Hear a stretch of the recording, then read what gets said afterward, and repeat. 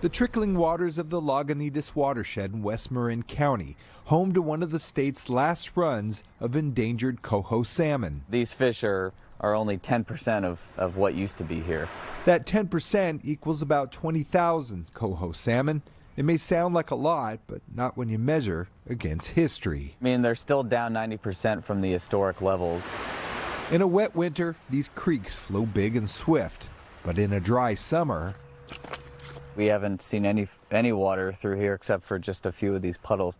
See that little skinny branch? For Preston Brown of the salmon advocacy group, Spawn, those drought-ravaged puddles hold a few trapped salmon and steelhead trout that didn't make it out to sea. Normally we would have a little bit more water than this, and it'll be easier for fish to move up and down. Fish are stranded in here and nobody can get to them, then they will perish.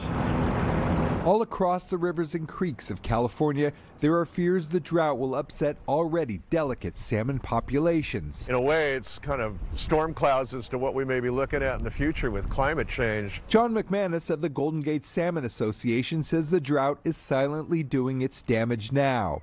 But because salmon head out to sea for several years before returning to their spawning grounds, the impact will come later. We're living on salmon that were born 2, 3, 4 years ago. So this year, you're not going to see it as much as you're going to see it in a few years. We have dinner! Chinook, or king salmon, prized by fishermen, depend on cool water flows in the Central Valley to spawn. With the drought causing regulators to restrict flows, driving up river temperatures, the state is trucking hatchery fish to the bay to give them a better chance of survival. Still, McManus says those salmon may return to rivers too warm for their comfort. They're going to swim up into rivers and streams to spawn that are too hot to sustain the eggs that they lay. As go the salmon, so go many other fish species, other bird species, other forms of wildlife. The salmon are like the canary in the coal mine. Even in wet years, the fight for water in California pits fishermen against agriculture, against homes.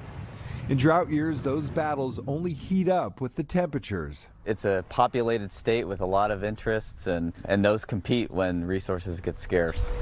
In San Geronimo, Spawn recently tore out a small dam on the former San Geronimo golf course and replaced it with a rock channel and new plants to give the fish better habitat. But whether nature will now do its part in that rebirth has many looking skyward. Joe Rosato Jr. Definitely dry. NBC Bay Area News.